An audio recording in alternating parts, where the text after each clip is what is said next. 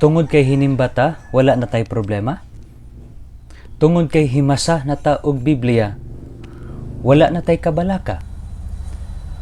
Tungod kay mainampuon ta, wala na tay pagsulay.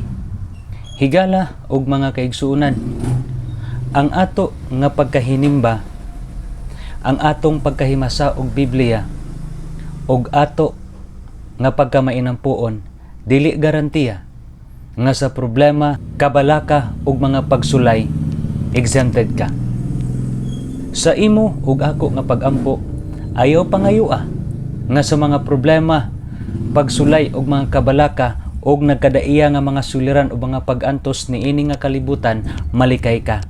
Apan sa imo nga pagampo, maoy pangayua ang kalig-on nga gikan sa Ginoo, aron sa bisan unsa nga bulog sa pagsulay ug mga kabalaka ug mga problema nga moabot sa imong kinabuhi, makalahutay ta. In 2 Chronicles chapter 32 verse 7, it says, "Be strong and courageous, be not afraid nor dismayed." Ang Dios magpanalangin ug mag-uban kanatong tanan mga higala ug mga kaigsunan.